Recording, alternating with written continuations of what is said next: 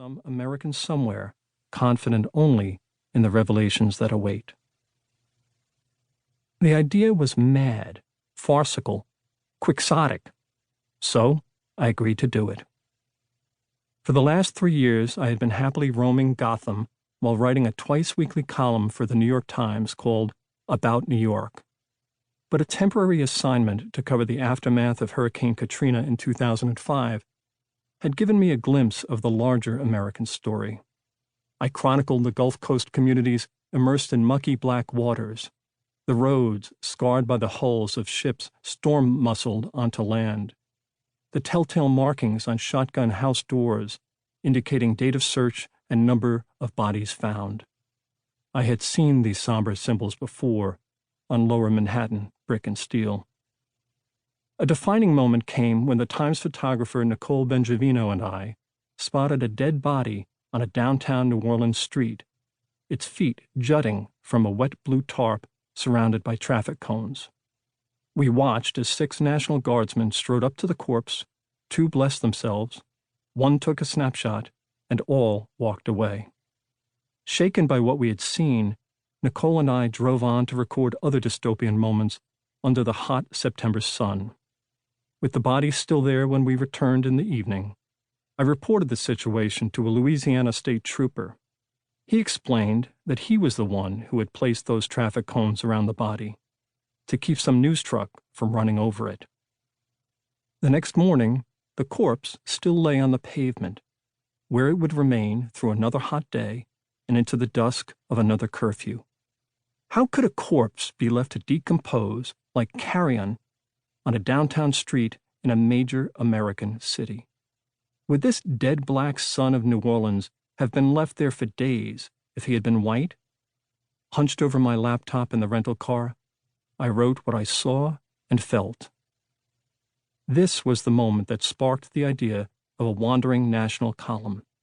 Mad, farcical, quixotic, let's do it. Over a few drinks, a couple of national editors and I struck upon the name of this proposed column, This Land.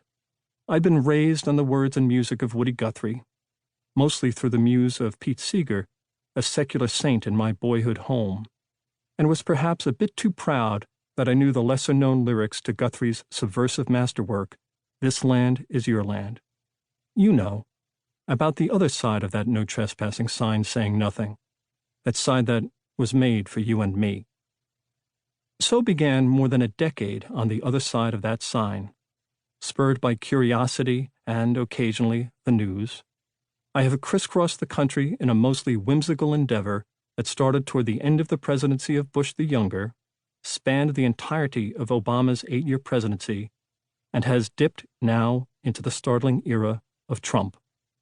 The many dozens of columns I've written, some of which are included in this collection, have explored American moments small and profound, fleeting and enduring. Columns about a county fair bake-off in Marquette, Michigan, and a bullet fired through the living room window of a black mayor in Greenwood, Louisiana.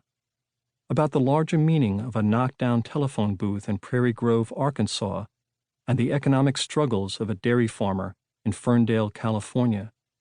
About a gathering of a group of retired burlesque queens in Baraboo, Wisconsin, and the execution by electric chair of a man in Nashville, Tennessee, a death I witnessed.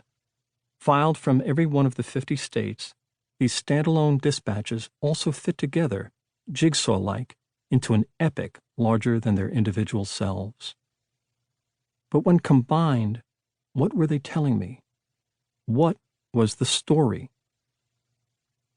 In my travels, I am rarely alone, and thank God for that, since I find myself to be miserable company. Sometimes I am with Todd Heisler, a revered Times photographer who covers wars and parades with the same intense dedication of purpose. Or Cassie Bracken, an exceptional Times videographer with a flair for visual storytelling.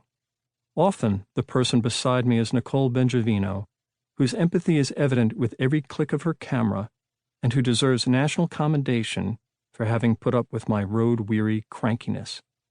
But the first photographer to work with me on This Land was Angel Franco of Harlem and the Bronx, whose mild learning issue as a child was misdiagnosed.